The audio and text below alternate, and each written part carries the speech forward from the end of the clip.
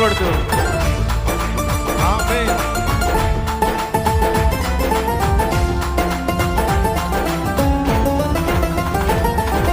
దురాత్మలను పారద్రోలే శక్తి కలిగినది యేసయ్య నామం. దుఃఖితులను ఆదరించే